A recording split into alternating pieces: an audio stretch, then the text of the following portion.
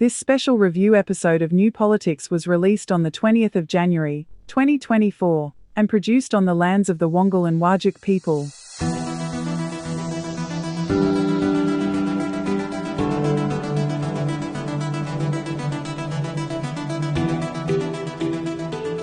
Welcome to this special summer series from New Politics, and we are continuing with our most popular episodes and big issues from 2023 because we think that they're still going to be relevant this year. And there have been some inquiries about when the main schedule for New Politics is starting up again in 2024. And it might not seem like it, but putting together a weekly podcast is a lot of work, and David and I are taking most of January off, and some of our opponents have suggested that we should take the entire year off. That's not going to happen. But for all of those people who are missing us too much, you can listen to our review episodes, which are still pretty good, or you can buy our new book, and that's Rising Phoenix, Falling Shadows. And that's a review of all the big issues from 2023, and you can purchase it through online bookshops or directly from us at newpolitics.com.au. And it's a whopper of a book. It's 446 pages, and the special edition for paid subscribers on Substack and Patreon is 566 pages, and that's available as a free PDF or ebook. And of course, this is always a good way to support independent journalism.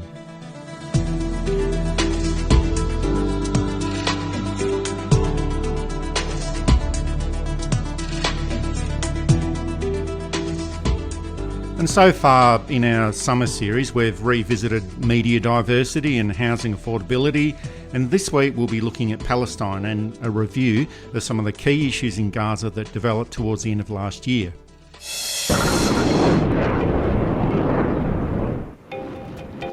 Israel caught off guard after the largest and deadliest escalation of violence in decades. Tonight, rockets and airstrikes continue to rain down on Israel and Gaza after a day of shock, death, and destruction. Addressing the nation Saturday night, Prime Minister Benjamin Netanyahu promised mighty vengeance against Hamas. It is almost exactly 50 years since Israel's longest-serving Prime Minister served in the Yom Kippur War, a conflict that caught Israel off guard. Now, as Prime Minister, he is dealing with what appears to be another massive intelligence failure. Events never before seen since the foundation of Israel. The war between Israel and Hamas is now entering its third month of fighting. In Gaza, Israeli specialist teams are combing through captured territory in hopes of finding hostages. A makeshift hospital room filled with suffering. Doctors fight to keep alive the victims of an Israeli airstrike in Rafah. A medic tries to comfort one young boy. The body of a small child wrapped in a shroud. In Gaza, 100 days of misery has been marked by unrelenting attacks. The total death toll now sits at just under 24,000, with nearly 2 million of the 2.3 million strong population displaced. I have a small tent. The cold has killed us. There's no food, there's nothing. I can't give my children a carton of milk. My children are sick. Every day, a collapsed healthcare system operating just 6 ambulances is left to deal with catastrophic injuries in a population now on the brink of famine. The UN estimates that about a quarter of the territory's people are going hungry. Tens of thousands of people are just living in tent camps in cold, rainy winter weather. As rallies around the world demand an end to the horror. Australia is not a central player in the Middle East, but we are a respected voice. And I'll be using our voice to advocate for a pathway out of this conflict. And some of our audience have asked us, well, why have you spent so much time on Palestine since October last year? And 7 of our final 9 episodes of the year did include segments on the Israel-Palestine conflict in Gaza. And we just think that this is a massive issue that does affect the entire international community, but it's also of great importance to the Australian community as well. So many innocent people have died in Gaza. 25,000 people have been killed by Israel Defence Forces since October the 7th. 1,400 Israelis were killed by Hamas on that date, October the 7th, and we have to ask these questions. Why have there been 17 times more Palestinians who have died? Why have 2 million people in Gaza been displaced from a population of 2.4 million? Why has there been so much destruction of homes, shops, schools and hospitals in Gaza? And this conflict didn't commence on October 7.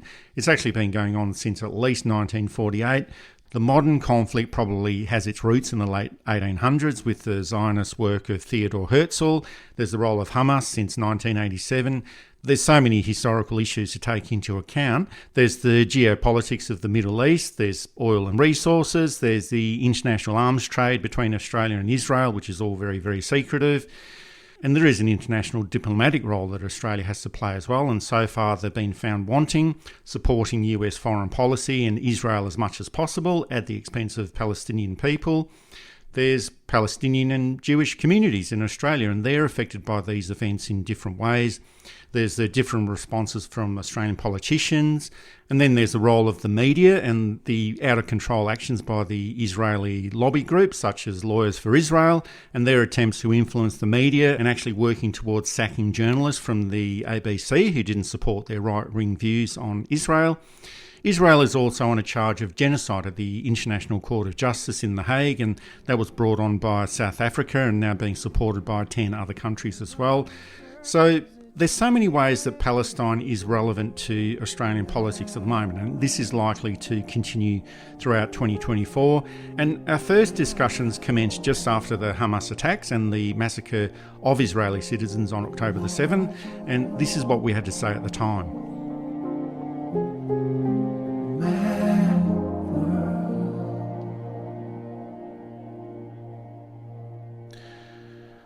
War and conflict has broken out again in Israel and Palestine, and this follows on from the attacks and massacre by Hamas militants of over 1,200 people last weekend, and that's been universally condemned in most parts of the Western world and in Australia, as it should have been. And this was followed up with shelling and bombing from the Israeli military into Gaza, where over 1,000 people have been killed, and we haven't heard too much about this in the mainstream media. But the actions of Hamas have to be condemned, and the actions of the Israeli military have to be condemned as well. And we have to condemn all of their actions over the past 50 years or so. And it's hard to know how long the mutual retaliation is going to continue for, but we can see that these actions are usually linked to political events in Israel. The wars in 2008, 2014 and 2021 were around the time of the general elections in Israel, and the link this time is Benjamin Netanyahu's push to force a coalition government of annexation and dispossession after months and months of negotiations since their last election in November 2022. And that agreement was finally made yesterday.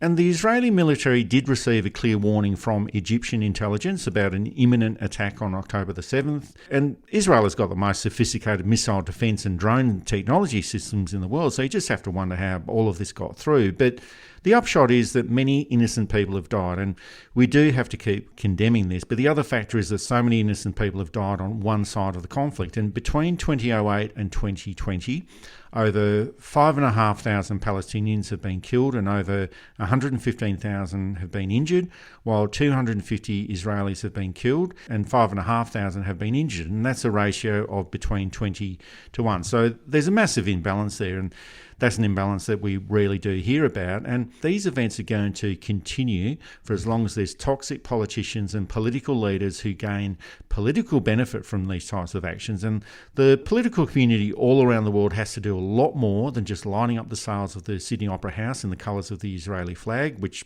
actually caused even more problems here in Sydney. But solutions are not going to be found if they keep siding with the Israeli government and ignoring the plight of the Palestinians. And this is not to condone anyone's actions, but just to outline that there's a reason why these events are occurring in Israel. They'll never be resolved without a better understanding of all the issues, and if the political aspirations of one group of people are totally ignored. It's a difficult and complex situation. I think that as an analyst, we should be allowed to criticise movements and governments without having to recourse to racist or anti-Muslim or anti-Semitic or anti-Jewish rhetoric. And I think that to criticise Hamas or to criticise the Israeli government is not to condemn them outside of how you would condemn the Australian government or the New Zealand government or the American government. And a lot of people quickly jump to your criticism of this side or that side instantly means that you are anti or you are racist or you are anti-religion, but moods run and tempers run so high that these often become default positions. And so as an analyst, it's very hard to find a non-biased approach to criticising the parties involved. Not the people involved, not the people of Palestine, not the people of Israel. The Netanyahu government only scraped in again. So there's a lot of people in Israel who do not like it and who disagree with what is going on. Hamas is not Gaza. Gaza is a geographical place. Hamas is a political organisation. Hamas is a fairly radical organisation. There are other more moderate Palestinian voices who want their land back, who want a two-state solution and who want to do it non-violently. It's, of course, tempered by British evangelical thinking back in 1917 with people believing Armageddon was near and trying to hurry it up, which led to various states of confusion, really. And the establishment of Israel as a country was also underpinned by now really American evangelical thinking. And in the 60s and 70s and 80s, this really took off. You take out Western influence and things get maybe a little simpler. Whenever civilians are killed on either side, this needs to be condemned. It was not right for Hamas to bomb those people. It is not right for Israel to react against civilians, or really the Netanyahu government. And it is interesting, as you pointed out, that it always seems to line up. Netanyahu is under investigation for corruption. They're trying to change the law in Israel that the government can override the courts in certain decisions, which is pretty extraordinary. And not in a fair checks and balances way, in a way that, we find the Prime Minister guilty. Okay, we've overturned that because we can. It's an awful, awful situation. My heart goes out to everyone who has been directly affected. And also at this time, the Australian media was taking sides, and that's one issue that has been consistent since October the 7th. And you could argue that it's always been like this when it comes to reporting on what's going on in Israel and Palestine. But Australian journalists use different words to describe events that are suffered by Israelis and Palestinians, and are generally a lot more aggressive and less sympathetic with Palestinian representatives than they are with representatives from the Israeli community. Here's one exchange between the ABC Sarah Ferguson and Mustafa Barghouti, the Secretary General of the Palestinian National Initiative. No one is disputing that all lives are of equal value, and we understand where you are coming from. But I would like your human response to the events that we have seen over the past few days that have been reported by media the world over. These are not Israeli-only reports. Let me give you the names of some children that have been taken hostage into Gaza. 5-year-old Raz Asher and his 3-year-old sister, 12-year-old Erez and brother Sahar Calderon, 13-year-old Noya Dan. Does taking children hostage destroy any sympathy for the Palestinian cause? I totally do not accept and I refuse taking any child hostage. Do you want me to name to you the 140 children who were killed in Gaza by Israeli airstrikes? I'd just like Do you want me to tell you? Let me answer. Do you want me to tell you that I was shot by a sniper while I was treating an injured person with 2 gunshots and I'm still carrying these gunshots in my back? I am not going to talk about this. I'm telling you, let's look at the causes of this. The main cause of everything horrible that is happening to Palestinians and Israelis is the continuation of illegal Israeli occupation of Palestinian land. And here's another interaction between the ABC and Josh Lee from the Palestinian Action Group, which is yet another example of how the media frames the news against Palestinian interests. Have you made any efforts today to identify by whom? These are people who are chanting, F the Jews and so on, just to be frank, for those not familiar with just how offensive some of those statements were, just trying to give some context to that. Have you made any attempt to establish who they were, where they came from?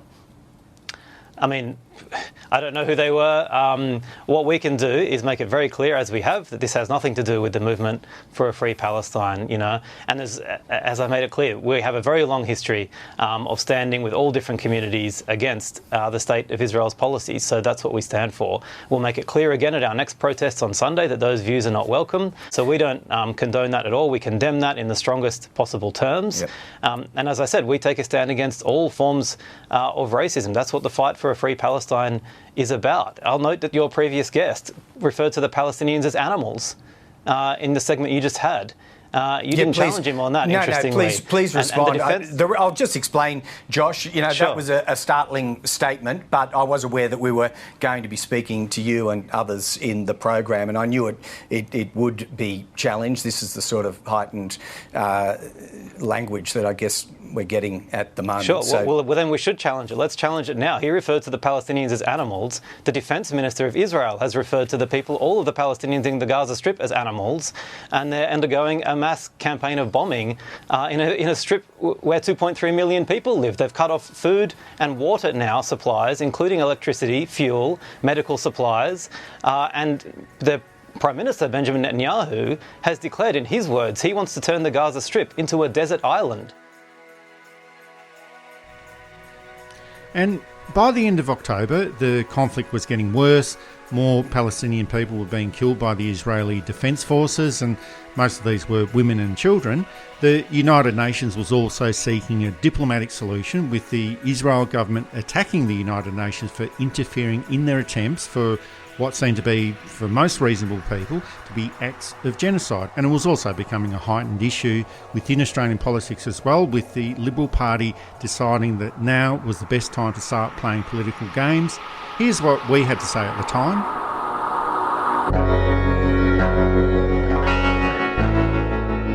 There's complexities, there's parallels we have to be careful drawing, but the ultimate point is that two wrongs don't make a right, and that civilians in Palestine who are cut off from electricity, from water, from food, and the people in Israel who are appalled at this, and there's a quite sizable group of people who are appalled at this and don't want it to happen. I hope they can work together to sort it out so that things can improve. It looks like that there are troops going over from the US, from Australia and from other countries. This is not good. I don't know that it will do much good. And any criticisms that I have is not about whether a particular citizenry is in the wrong. It's about the political organisations drawing this stuff.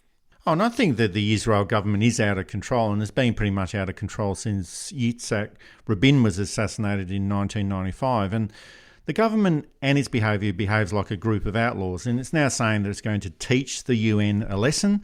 And the last time I heard anyone talking like that was Vladimir Putin. And who in the Western world talks like that? Who in the Western world would speak like that? Teach the UN a lesson. And that was in response to a speech made by the Secretary General of the United Nations, Antonio Guterres. The situation in the Middle East is growing more dire by the hour.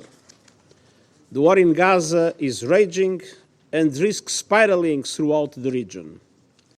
I am deeply concerned about the clear violations of international humanitarian law that we are witnessing in Gaza.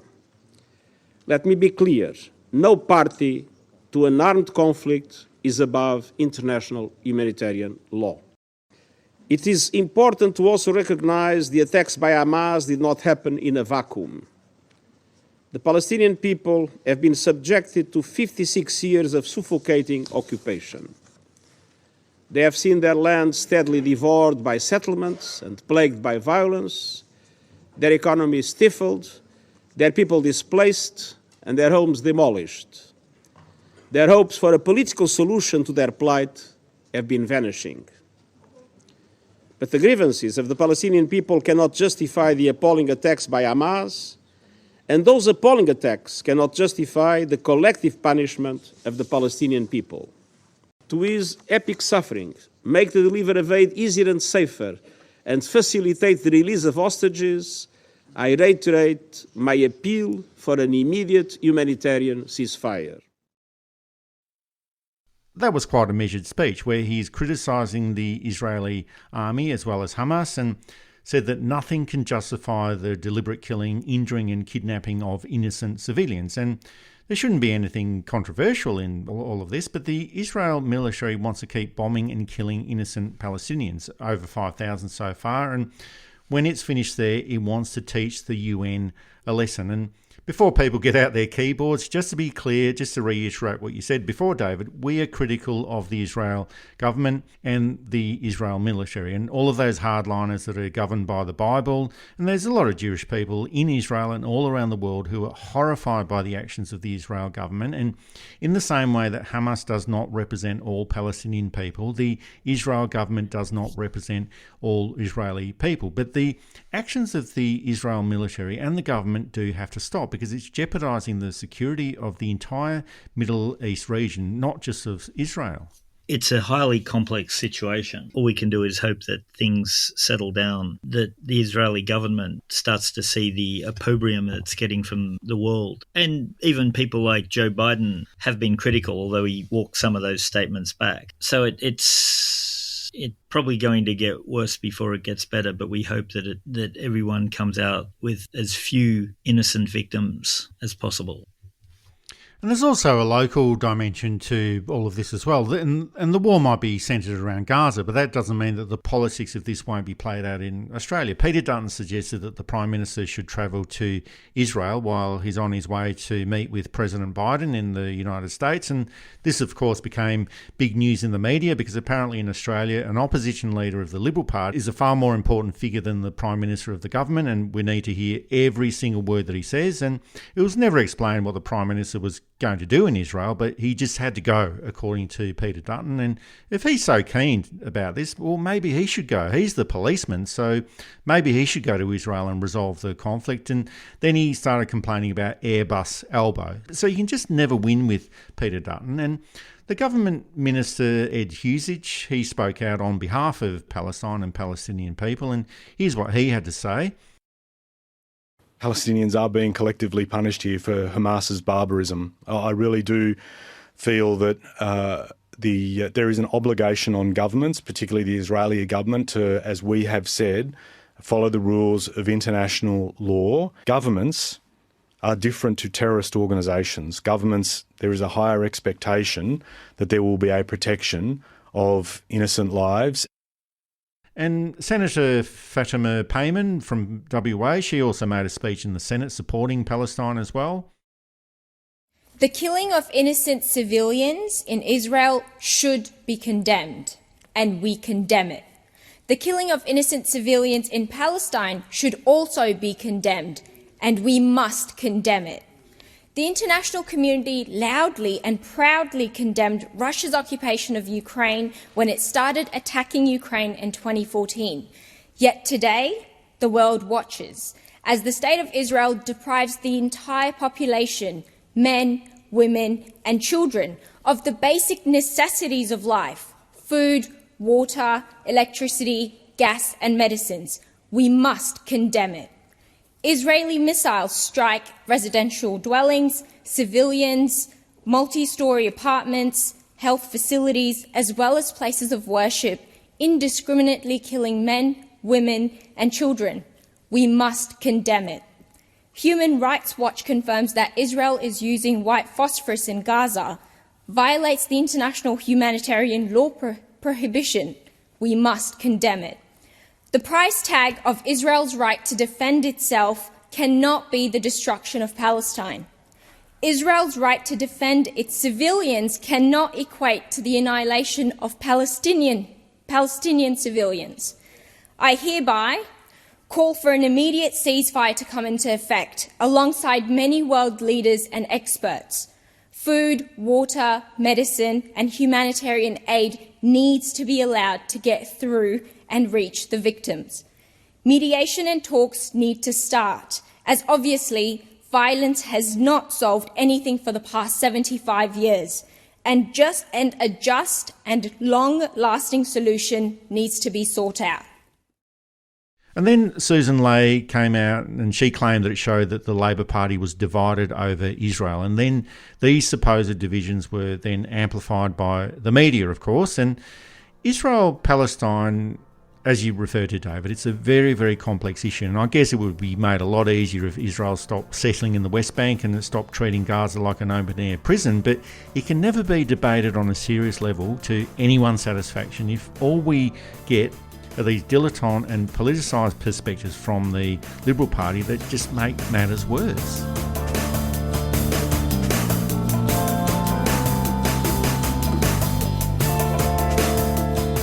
And in November, the United Nations called for a ceasefire and a humanitarian truce in Gaza.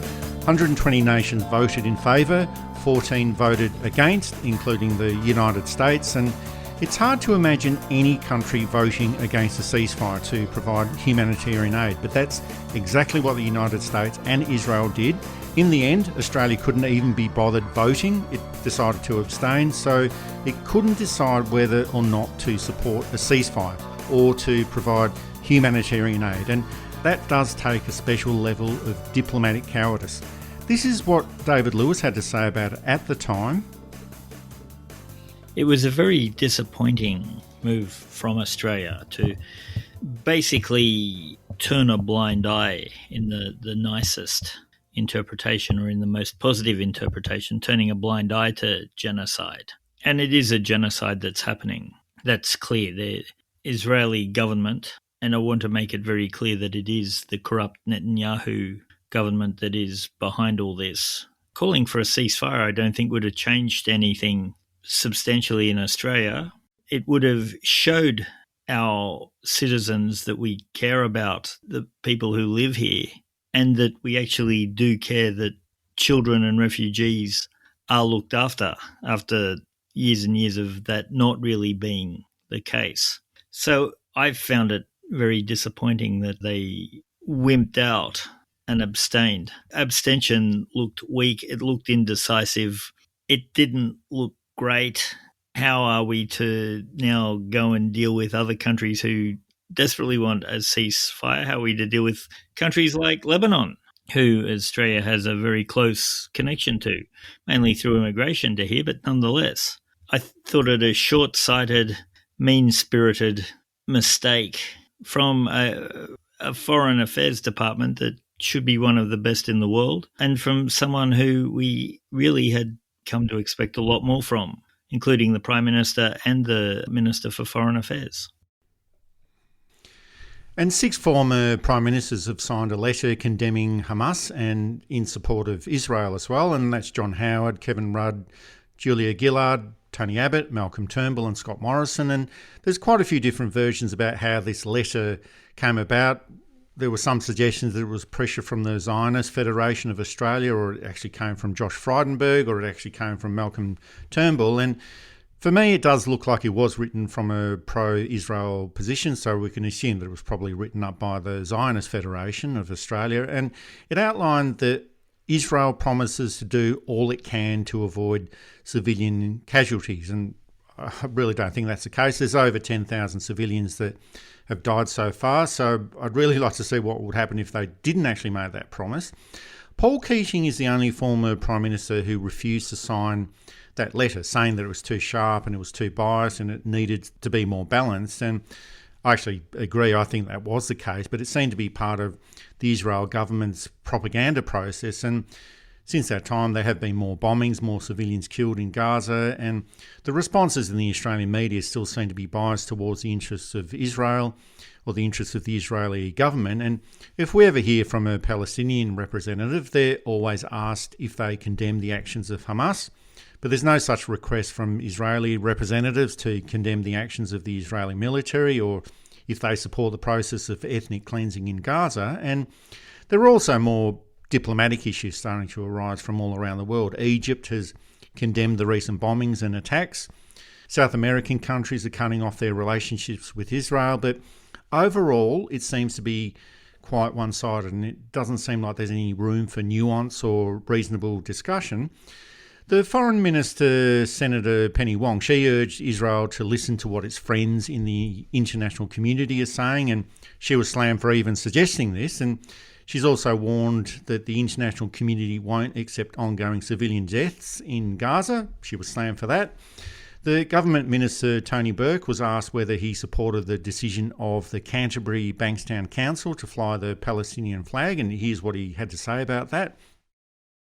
You need to understand, in my part of Sydney, people are watching every day death. They're watching every day images, sometimes of people they know, often of children. I had a professional woman say to me the other day, she has never seen so many images of dead babies in her life. Often the images they're seeing turn out to be of people they know. Everybody, if I go through the suburbs across from Belmore, Lakemba, where I live in Punchbowl, through to Bankstown, pretty much everybody knows somebody who has lost someone. And until the council made that decision, there was nowhere in Australia where those colours were being acknowledged as worthy of grieving. So when the councillor, Coda Saleh, who's my local councillor, brought forward that resolution, and then the mayor, BLL Hayek, supported that resolution, which I might add was supported unanimously, they were truly representing the grief that is in the community. And once again, it is not the Hamas flag that's flying, it's the Palestinian flag. And it's a flag that gives people the chance to know that there is recognition and not selective grief. We can't say we only grieve for certain people who are slaughtered. We can't have a situation as a nation where we only formally acknowledge particular deaths.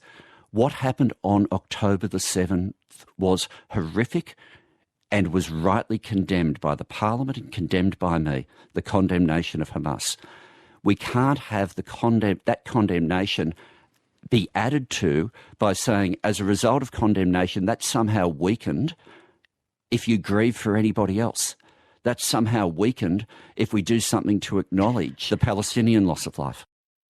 And that was a very well-considered, well-reasoned and well-articulated perspective. And that's a large group of people within the electorate that he represents in the seat of Watson. And they were slammed as well, and from the usual suspects, Sky News, News Corporation, the Liberal Party and the Israeli lobby as well. But it just seems that there's no room for nuance or reasonable discussion about Palestine and Israel. And I think that that's one of the many problems. There are solutions for every problem in the world, but it's a matter of defining exactly what the problem is and then applying a solution to it. But in this case, it seems like we can't even get to that first point of discussing the issue. Firstly, I think we should praise Tony Burke for representing his community. Watson is one of the largest populations of Islamic community in the country. There's 4 or 5 mosques in the seat. There's a lot of cultural organisations, and places like Lakemba and Belmore have very prominent Islamic shops and that type of thing. So Tony Burke was doing exactly what his constituents would have wanted him to do. And there may be other members of parliament who may need to support their communities in other ways. I think people who criticise a member of parliament for representing their constituency, they need to have a bit of a think about what this actually means. I think we should praise local members for representing their local communities. Tony Burke represents one of the biggest Muslim communities in Sydney, and I think it would have been wrong for him to not acknowledge that. Whether the council should be entering into international politics is a whole other issue for a whole other time. But nonetheless, I think it's not bad for the council to be showing empathy to its ratepayers and residents. I think it's completely appropriate for Tony Burke to be supporting his constituents in such a strong and positive way. And if it was someone else supporting something I was less inclined to agree with, if they were supporting their local community, we would have to allow that as well. Now, with the Prime Ministers, I think that was a little bit ill-advised. I think Paul Keating was probably right. He gave a few reasons as to why. He said that the letter was a bit biased, it was a bit harsh. He also mentioned that he wasn't particularly a fan of Scott Morrison, John Howard or Tony Abbott, but nonetheless, he decided to abstain from that. I think, again, he's probably going to be seen to be right. As world outrage grows against what's happening in Gaza in particular, the other prime ministers may have overstepped their mark. I don't think that ex-prime ministers should enter into public debates unasked.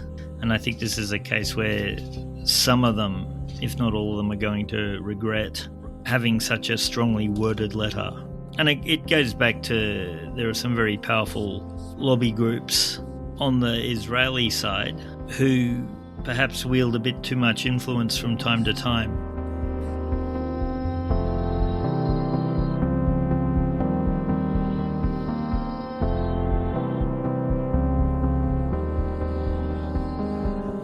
And as with any major international conflict of this nature, the more the public sees what's going on, the more outraged they become, and the more they want their government to do something about it. And there's a lot that the Australian government can do. They can put pressure on the Israel government. They can cease the arms trade with Israel. They can leverage allies and friends in the international community. They can support resolutions that call for ceasefires or offer humanitarian aid. The public isn't seeing any of this, and the Australian public wants something to be done. And it's not like they're concerned about who's right or wrong. They can see that there's a lot of people that are being killed in Gaza. It's a very one-sided war, and they want it to end. And it's not just happening here, it's in many countries around the world, protesting every week in major capital cities and lobbying their respective governments. In mid-November, there was a bit of a change with the Australian Greens putting more pressure on the federal government to do something. Here's our discussion from that time. I think the tide is turning. I'm starting to notice more news stories that are less favourable to the Israeli position as it stands at the moment. I'm starting to see more mainstream media look at the everyday Palestinian. Things are starting to turn. The Australian Greens, of course, walked out of the Senate this week. That was a surprisingly effective way of winning the argument. It shows that the Greens do care about human lives. It shows that the Greens do have principles, at least to their supporters. And it might be the shot in the arm that the Greens needed after a disastrous few months of a mixture of bad luck, poor management and inexperience. And yeah, the LNP is pro-Israel and don't really want to annoy the Israeli government. ALP is torn. There are some very anti-Israel members who want to see the Israeli state dismantled. There are some pro-Israeli members who have worked very closely with the Israeli state, even if they don't like the Netanyahu government. So Labor's in a difficult position, as it often finds itself. Oh, no, as you mentioned, David, the Australian Greens did lead a walkout from the chambers, and here's Senator Mehreen Faruqi speaking during the week.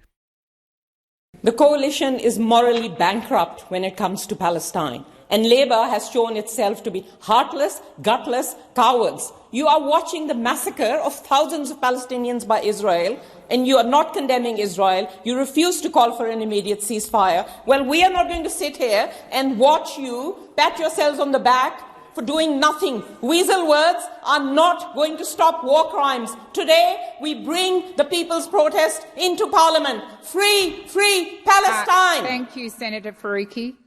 And last week we did ask the question about who speaks for the Palestinians, and as you mentioned, the Liberal Party definitely doesn't.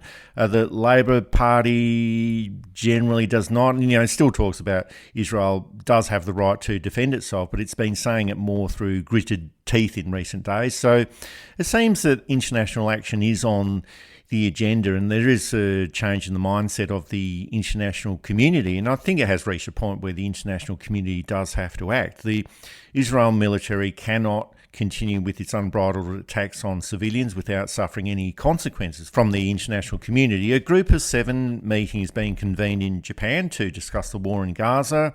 The British government is holding an emergency committee meeting as well, and Russia is calling for an intervention as well, so there's a nice bit of irony going on there. But it has reached a point where people all around the world are getting disgusted with the actions of the Israel military and the Israel government, and that includes many Israeli people within Israel. And there have been suggestions in the media that Hamas is playing a brilliant PR campaign with all the death and destruction, and I find these suggestions quite offensive, actually. 10,000 civilians killed, well, that's not public relations and PR. That's 10,000 civilians killed. That's 4,000 children killed. And that's all the houses, the shops, the schools, the universities that have been destroyed. That's not PR.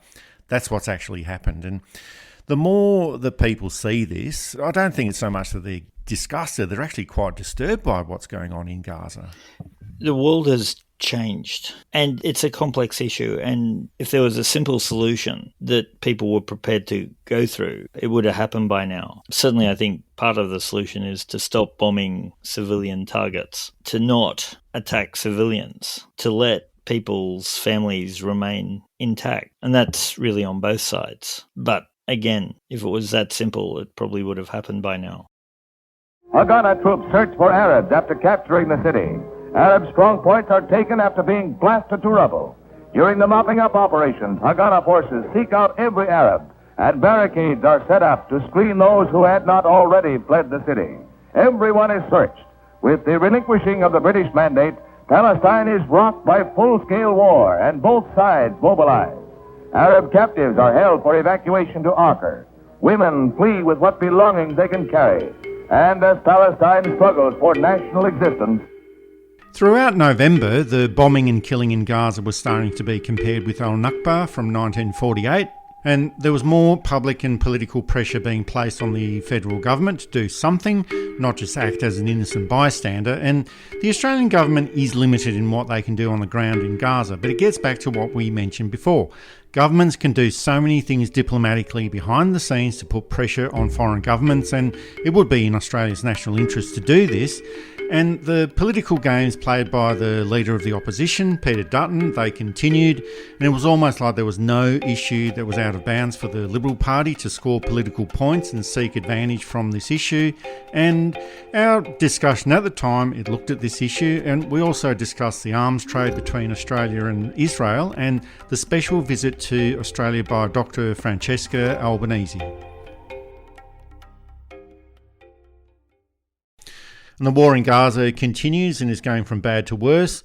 The Israel military is continuing with its bombing of Gaza. More and more civilians are being killed in Gaza, and more Palestinians are being forced away from their homes. And as we suggested last week, there is more international pressure being placed on the Israel government to cease fire and stop their process of killing civilians, stop the process of ethnic cleansing, and work towards a resolution. But this is never going to happen by itself, and there needs to be an international framework or international intervention and support to stop this action by the Israeli military. And this is now being considered as the second Nakba, and that's a repeat of the catastrophe that occurred in 1948 when 700,000 Palestinians were violently expelled from Palestine. And there is a school of thought that it's been a continuous Nakba over the past 75 years, and it's a process of ethnic cleansing that has never really ended. And the more people know about what's happening in Gaza and the history of the region, the more outraged they are about the behaviour of the Netanyahu government and the Israeli military. But closer to home, there doesn't seem to be a change in the position of the Australian government, and they're still not supporting a ceasefire in Gaza, and they're still arguing the point that Israel does have a right to defend itself, and they certainly don't have a right to kill civilians on this scale and destroy Gaza.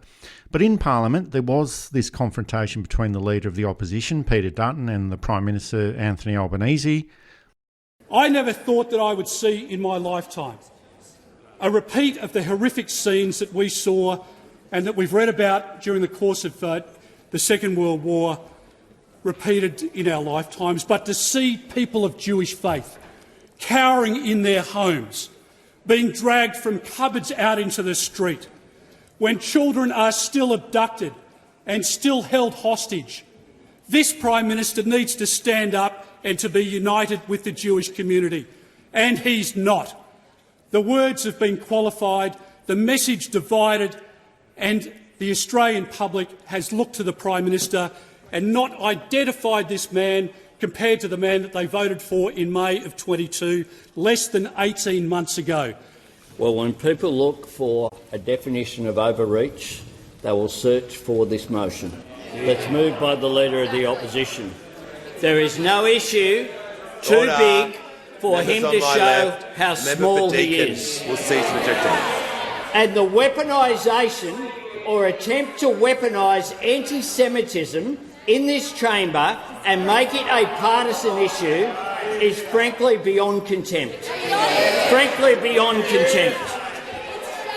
I spoke in this chamber on Monday about the events in Caulfield and about the events in the eastern suburbs of Sydney. There was no qualification whatsoever in my condemnation. But I also have a track record of standing up for the rights and for justice of Palestinian people. And I make no apologies for being a consistent supporter of a two-state solution. And I make no apologies for trying to bring communities together, not divide them, because that's the role of political leaders. And at a time when there is social division, leaders have a choice. They have a choice to either bring people together or divide them. Try to look for unity or look for opportunism. And what we have seen from this bloke here is consistent with his entire political career has been based upon division. And I think this is a problem in Australian politics. On this issue, whatever your perspective is, there is no room for social division. And this is exactly what Peter Dutton is trying to do. Exploit division, ramp up the fear and loathing, create friction, lie about it, and hope to reap some kind of political benefit out of it. It's a strange approach. The deaths of innocent people, the propaganda flying around. I saw on one of the social media sites the other day, someone claimed that they'd found a list of Hamas operatives in the basement of a hospital, and it turned out it was a calendar. And even if you didn't read Arabic, it was clearly a calendar. All types of claims, some of which may be true, some of which can't be true, some of which it's too hard to judge. And that's part of the nature of war. But the number of non-combatants being killed, and that starts from October 7th with the Hamas bombing. The other thing too is that both sides don't really have popular support. Hamas was in government in Palestine, but it was on a very large and wavering coalition. So that Hamas doesn't have popular support. Netanyahu, Likud, doesn't have mass popular support. It's something that from the outside you have to be very careful. I think the only sensible solution is to demand a ceasefire, and that there were those countries, which included Australia and Canada and a few others, who abstained, I still think is extremely problematic. And I know that it's to do with international relations, and Australia has made some noises to at least ameliorate the abstention without denying it. And I note Penny Wong was criticised by the Australian Jewish Association for going in a worrying direction. And I know that the Australian Jewish Association is not really seen as representative of the whole Jewish community in Australia and is a rather divisive organisation. Peter Dutton doesn't have the subtlety of thought or the intelligence to be able to deal with this matter in a way that will be in turn advantageous to him. The fact that he's thinking in this type of way is probably enough to show us that he's not up to the task of commenting on this. And I think it's not going to end well for him. And there was another Albanese in town during the week, and this one was Dr. Francesca Albanese, and she's the United Nations Special Rapporteur on the occupied territories of Gaza and West Bank, and she spoke at the National Press Club this week, and I promised that I wouldn't criticise or speak poorly of the media this week or any other journalist, but I think Dr. Albanese's words do speak for themselves. Here's one exchange at the National Press Club. There is a risk of genocide being committed by Israel and also the capacity to do that. When you say they have, I mean, if they wanted to, it would probably be done, to be blunt about it. Yes, it's a dire situation for civilians, but Israel did say, civilians, please leave, this is where we're targeting. So that wasn't them actually targeting civilians at that point. As my friend Daniel Levy told the BBC journalist, and I beg your pardon, I don't mean to be rude, but can you really keep a straight face as you ask me this question? And here's another exchange. I couldn't help but being tripped up by the very ending of your speech where you said that ending Jewish Israeli domination would be rehumanising acts for them as well. I just want to ask whether that sort of comment is helpful in the current climate, talking about ending Jewish Israeli domination. Word domination has a wider connotation outside that context. What do you mean? Talking about Israeli Jewish domination. Meaning, are you asking me in Israel? Well, I just, the phrase jumped out at me at the end of your speech, and I'm just wondering if the trope of domination No, it's not a trope. It's really real. So it seems not to understand what I'm saying. There is an apartheid regime.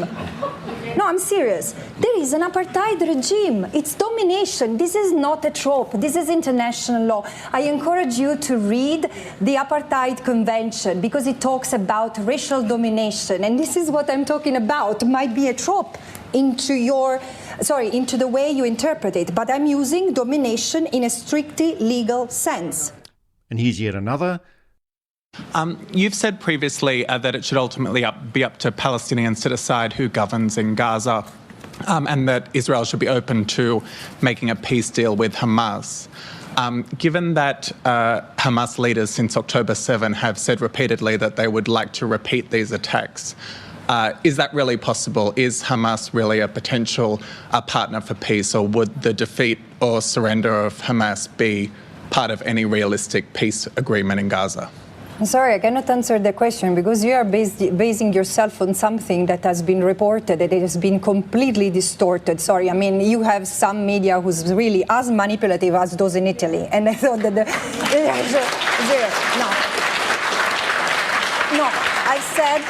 I've said something else, that the military response cannot be war, must be peace, and the peace must be done with the Palestinians. But I mean, I'm also speaking of a non-legal peace, a peace, a reconciliation with the idea that Palestinians have same humanity and same entitled to rights, freedom, and dignity than the Israelis. So it was a very beautiful 35-minute conversation, and this is what the journalists got. I mean, I'm sorry, but this is not what I said. It has been completely distorted.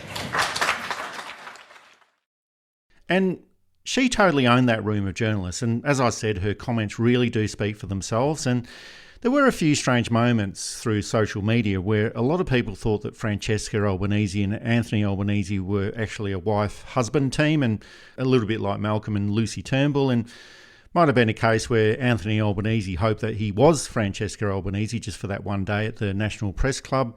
But Dr. Albanese doesn't have any political responsibility. She can be a lot more forthright about what she says, and remembering that as a member of the United Nations, she's speaking on behalf of the whole world, and the world is much bigger than the interests of Israel. It's much bigger than the interests of all the white countries in the world. So that's her audience, and Anthony Albanese does have to be a little bit more circumspect.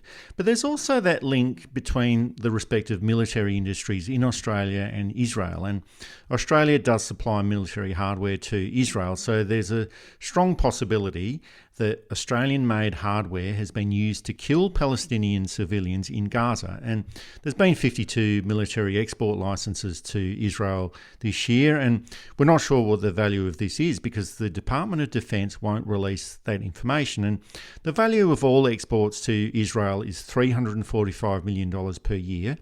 And we can't tell if this $345 million includes any military hardware exports or whether it's over and above this figure, but it probably gives an insight into why Anthony Albanese keeps saying that Israel does have a right to defend itself, because there's a vested interest here. Australia does seem to be part of that process, and the military trade isn't cheap. So the Australian government could be actually making quite a bit of money out of this arrangement. It's just distressing. And again, international politics is a complex field. The Israel-Gaza situation is extremely complex and is tied up with local politics there, and as well as longer philosophical discussions that have been had since at least 1972. And you can go back to 48, and you can probably go back to Masada in 2060 or whenever it was. Transparency has got to be the issue. You know, this is what we're doing. This is how much we're sending. This is why we're sending it. We locked into contracts 10 years ago we can't really get out of them if that's the case, or we decided that we're supporting Israeli expansion for these reasons, and we understand that this is against quite a lot of people in our party. Just this week, the Labor branch of Grindler passed a motion for a ceasefire in Gaza, which goes against the Prime Minister's official policy. Someone pointed out that not that long ago, Anthony Albanese would have moved the motion, and now, of course, he is the recipient against it. And this is one of the natures of politics too. Your mind can change, or your mind can be changed for you. That's not to defend. I'm just noticing that this is something that happens to a lot of politicians. What they say outside of government is often not only different but contradictory to what they say inside of government. And that's something that we have to change about the system.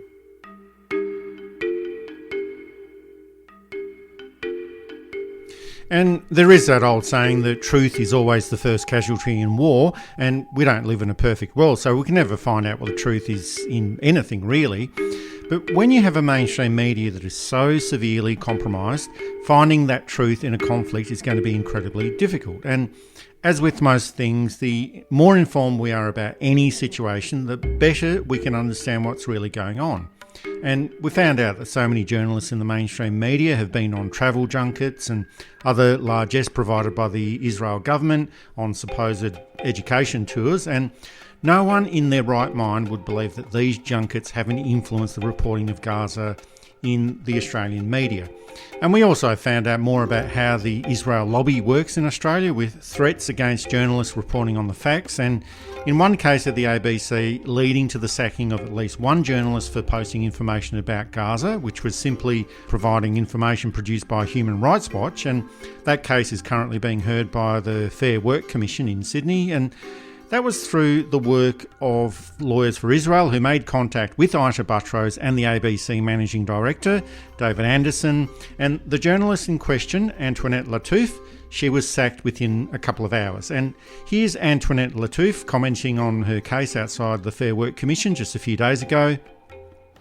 The matter didn't resolve today, but the fight continues, and I'm willing and prepared to fight for as long as it takes. And I want to take a moment to thank the millions of people around the country, so much support around the country, but also overseas. And this is such an important case because it's not just about me.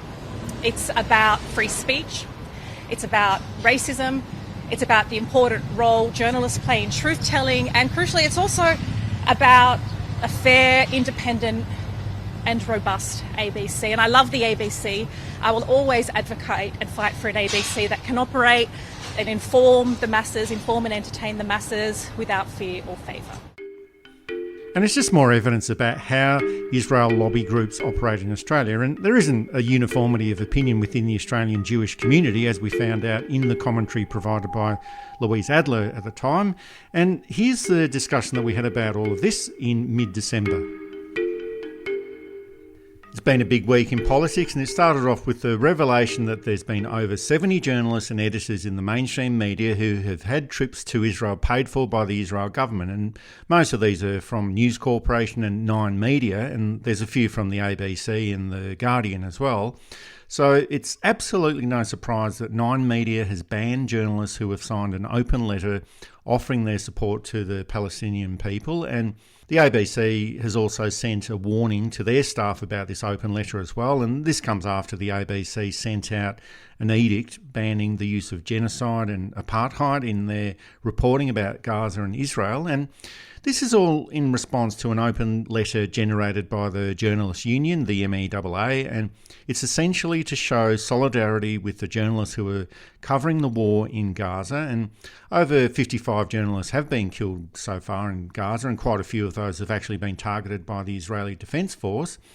And they're expressing their outrage over the killing of over 15,000 Palestinians and wanting the mainstream media to hold to the principles of journalism, which are, of course, holding power to account, adhering to truth rather than the syndrome of both sidism, being able to report freely and accurately, being able to report on war crimes, genocide, ethnic cleansing and apartheid, and reporting on the growing anti-war sentiment in Australia. And since this conflict restarted on October the 7th, and I made this point that the war in Gaza didn't commence on October the 7th, it's actually been going on since 1946, but there's been a clear pro-Israel bias within the media reporting in Australia, and democracies do have to be set up or based on free and fair reporting by journalists. And if you're setting up the rules for what can and cannot be reported, or if you're banning journalists for signing letters condemning war crimes, well, it's not a sign of a free and open media environment.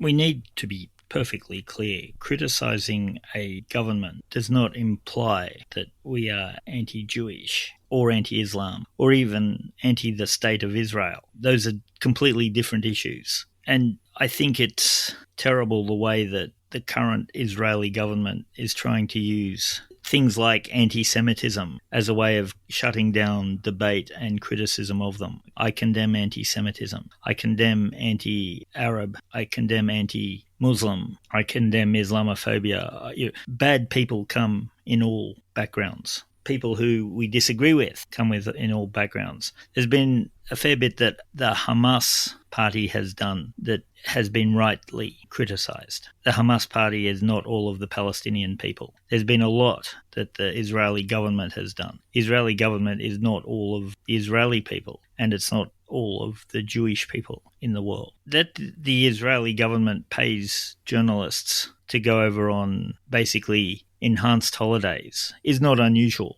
A lot of governments do that for a whole range of reasons. Russia did it all the time during the Cold War. Bring over some soft journalists, show them the good parts of Russia, keep them away from the bad parts of Russia, send them home. And then you'd get an article, oh, people are happy in Moscow. I went and visited this place. And by Russia, I mean the USSR. Didn't make it right then, doesn't make it right now. Of course, trade conferences and expos and all of those types of things are another way of getting soft press. And look, that's fine. You have the right to spend your money on how you wish. I'm sure Australia brings over people from other nations to try and, look at the great trade we can give you. In itself, it's not a bad thing. But when you're a political journalist or a business journalist, you should be above this type of stuff. I have noticed on some of the social media, a journalist got up and said, yes, look, I went to Israel at their extent, but I've been extremely critical. And sure, good on you. That's great. So you should, all of that.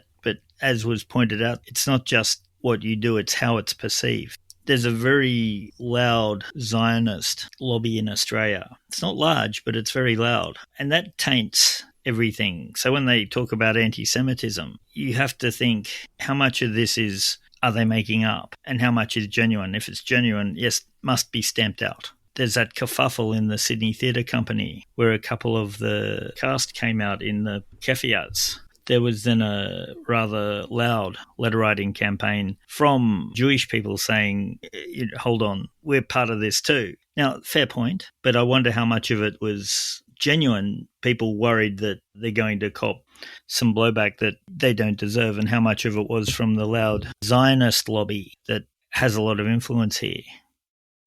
Well, for me, it's also that issue of double standards and having different treatment for different situations, because Australian journalists also signed an open letter to support journalists in war zones and a commitment to fair and honest reporting in Ukraine almost 2 years ago. And they also denounced the actions of Russia and President Vladimir Putin. But the ABC and Nine Media, they didn't make a fuss about that at the time or ban journalists from reporting on Russia and Ukraine or censor them about the use of words genocide or war crimes. But since Russia invaded Ukraine and commenced the war almost 2 years ago, the ABC and Nine Media have published many articles accusing Russia of war crimes and using the word genocide to describe what was happening in Ukraine, as did the Sydney Morning Herald and The Age. And in Ukraine, there have been many massacres that have been rightly identified as potential war crimes. And of course, it should never be a case where we say that different acts of war should be more deserving than others. But if there's war crimes being committed by Russia in Ukraine,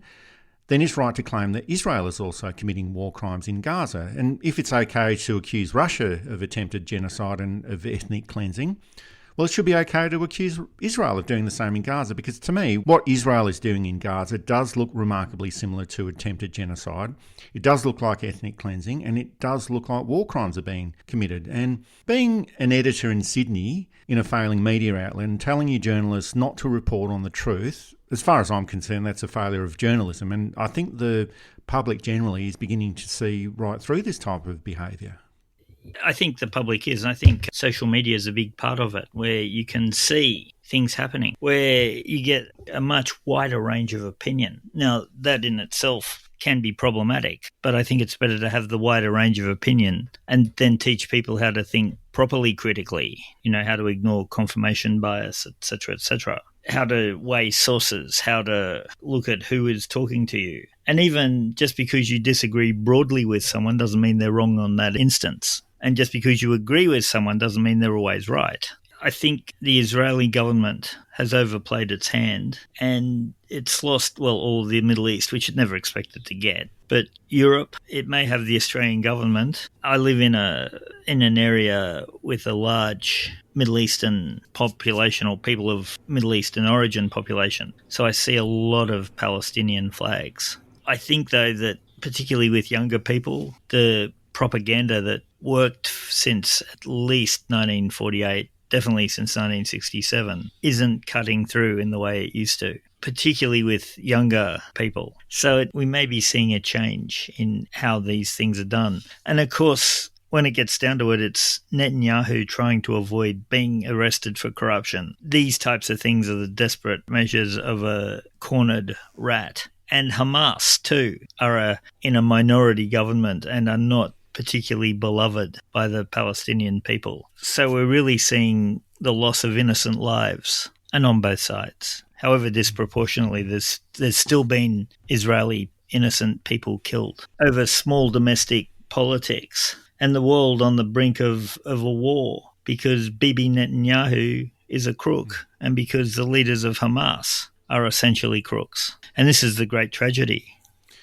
And of course, this is still a big issue in Australia, and we've mentioned before that there is a sizable Jewish community that is opposed to the war in Gaza and what Israel is doing right now and has been doing in the past. But it's just taken a while for their voices to be heard. And here's the publisher Louise Adler discussing this issue and the behaviour of the Zionist lobby group in Australia. It comes from my own long history in the arts and cultural space and my engagement with the Israel lobby. It goes all the way back to the early 2000s when the Israeli ambassador decided or demanded a meeting with me, a private meeting with me, after I'd written a review of Edward Said's memoirs. And he demanded that I not air Israel's dirty linen in public. That was one of my early experiences of being told that we don't talk about Israel and our criticism of Israel in the public sphere. Fast forward a decade perhaps, and when I publish a book by Anthony Lowenstein about the Israel lobby, federal MPs feel it's incumbent upon them to write to the Vice-Chancellor of the University of Melbourne and demand that I be sacked. And then let's fast forward to Adelaide Writers' Week when we decide that it is important to feature a Palestinian literary culture as part of our program. The Israel lobby decided that was reprehensible, that they did not like the views of individual Palestinians. They didn't approve of them, and let's take them seriously. They have every right not to approve of those Palestinian writers and their views on the current state of state in the Middle East, and they're perfectly entitled to those views. But they were not entitled, in my view, to say that those Palestinian writers should not therefore be included in a literary festival celebrating a very rich literary culture that was Palestinian literary culture. There was a barrage of letters to the Adelaide Festival Board. There were letters and op-eds and news articles in all the media, but particularly in News Limited, that went on and on for days. There was demands on sponsors that they withdraw their funding from Adelaide Festival. And there was pressure put on the Premier of South Australia, even. It went that far. And thankfully, the board was resolute, the Adelaide Festival was resolute, that this was an opportunity for people to hear Palestinians talk about their writing. It is important and it is vital for us not to look away, that we all have a choice that the world looked away during the Second World War and Jews, 6 million of our people, were murdered in that looking away, and that it is incumbent upon humanity to look at what is happening in Gaza now and to say, we will not accept this. We will say no, not in our name.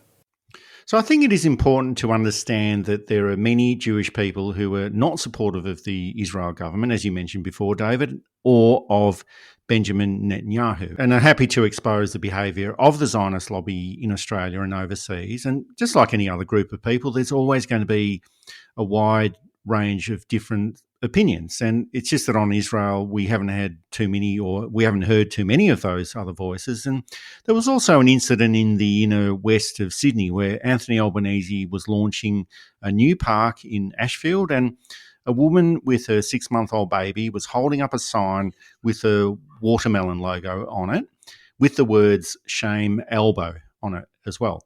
And in case you're wondering, the watermelon has been used in those many cases where the Palestinian flag has been banned or restricted, and the green, red and the black seeds of the watermelon are the same colours as the Palestinian flag. And, you know, you can hardly ban a watermelon. So this was a peaceful protest and a sign of resistance, but she was mishandled while she was holding her baby and the watermelon sign, and she was removed by police. So I'm pretty sure that young Albanese would have been flying the Palestinian flag, probably sharing slices of watermelon at the socialist resistance meetings, but 40 years on, when it really matters, he can't even bear to look at a woman holding up a sign of a Palestinian resistance and gets her removed by police. And it just seems to me that Albanese has forgotten where he came from and who he is. And just because you become the Prime Minister, it doesn't mean that you lose your sense of decency.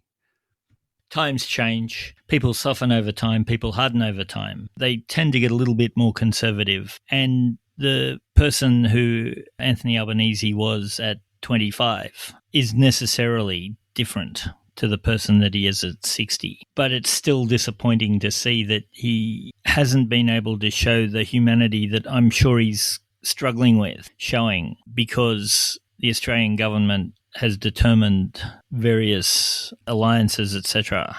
Protest should be allowed. I've said this before. Disruptive, sure. Uncomfortable, sure. Violent, no. Destructive, no. But to manhandle her away without explanation, it was clearly an act of retaliation for holding up a sign. A young, radical Anthony Albanese would have been the first one to her defence, I think. The older Anthony Albanese may not have been the first one to her defence, but he would have at least seen, yes, she's protesting and I used to do this and she's not actually harming anyone, and her voice is just as important as every other voice.